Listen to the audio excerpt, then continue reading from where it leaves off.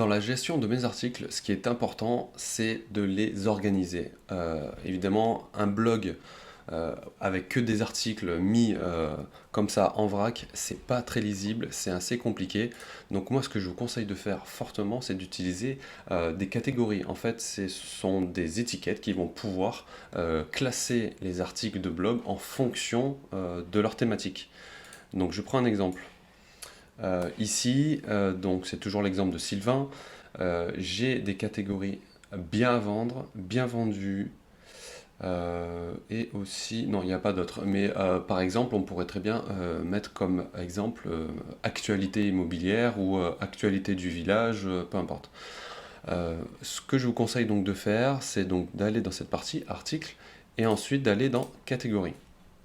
Ici, voilà, vous allez retrouver toutes les catégories que Sylvain et moi-même avons déjà préparées. C'est-à-dire que donc il y a les bien vendre, bien vendus, conseils acquéreurs, conseils vendeurs, tendance du marché immobilier et à la découverte de nos professionnels locaux. Voilà. On peut en faire moins, on peut en faire plus. Moi, ce que je vous conseille, c'est d'en avoir entre 3 et 6, 7 maximum, pour pas non plus tomber dans le piège de trop en faire. Alors, comment faire pour en ajouter un, par exemple? Ça se passe ici, donc je lui donne un nom. Euh, je vais par exemple faire actualité. Ça sera son nom qui va s'afficher. Et le slug qui est juste en dessous, qui est obligatoire à mettre, c'est la partie qui est dans le nom de domaine. Donc après le slash quelque chose, si là j'utilise actualité comme nom, et ben l'idéal c'est de mettre actualité comme ceci.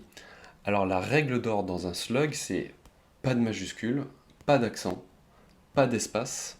Donc là, si j'avais, imaginons, deux mots, j'aurais mis un tiré entre les deux et j'aurais fait comme ça. Voilà, actualité tiré local. Ça, il n'y a pas besoin, ça, il n'y a pas besoin. Ajouter une nouvelle catégorie. Voici, elle apparaît ici. Je vais la supprimer. Ça, c'était pour l'exemple. Voilà, donc c'est comme ça que ça se passe. Je peux évidemment en supprimer une. Si je veux en supprimer une, ben voilà, je passe la souris par-dessus, je fais supprimer. Si je veux modifier parce que j'ai fait une petite erreur, je vais dans modification rapide. Voilà, et là je peux voilà, rectifier une petite erreur de frappe, peu importe.